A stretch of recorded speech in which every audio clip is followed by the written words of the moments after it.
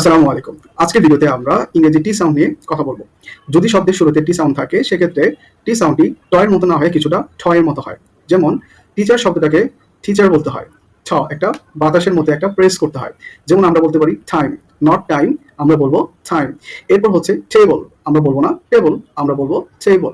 অর্থাৎ শব্দের শুরুতে টি সাউন্ড আসলে আমরা কিছুটা প্রেস দিব, কিছুটা ঠ এর মতো উচ্চারিত করব।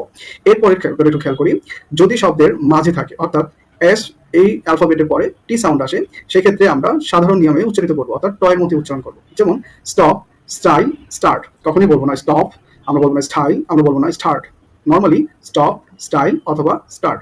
3 নম্বর, যদি মাঝখানে আমার টি সাউন্ড থাকে সেটা কখনো ড এর মতো হয়ে যায়। যেমন বেটার শব্দটাকে নর্মালি বেটার বলা হয়, ওয়াটার শব্দটাকে ওয়াটার বলা হয়, ডটার বলা হয় ডটারকে।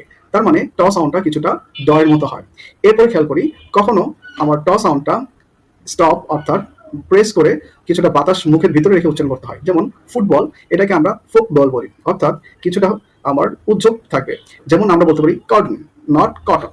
কখনো টি সাউন্ডটা সাইলেন্ট থাকে, যেমন লিসেন শব্দে টি সাউন্ডটা সাইলেন্ট। ক্যাসল, এখানেও টি সাউন্ডটা সাইলেন্ট। এরকম করেই কিছু শব্দে টি সাউন্ডটা সাইলেন্ট থাকতে পারে। তার মানে আজকে আমরা শিখলাম শব্দের শুরুতে টি সাউন্ডটা কিছুটা ঠ এর মতো হয়, এস এর পরে যদি টি থাকে সেটা নর্মাল সাধারণ উচ্চারিত হয়। কখনো শব্দে ড এর মতো টি সাউন্ডটি হয়, কখনো সেটা উজ্জ্বল থাকে। তো আজকে থেকে আমরা এইভাবে প্র্যাকটিস করবো, ইনশাল্লাহ আমাদের প্রোনাউন্সিয়েশন আরো বেশি ভালো হবে।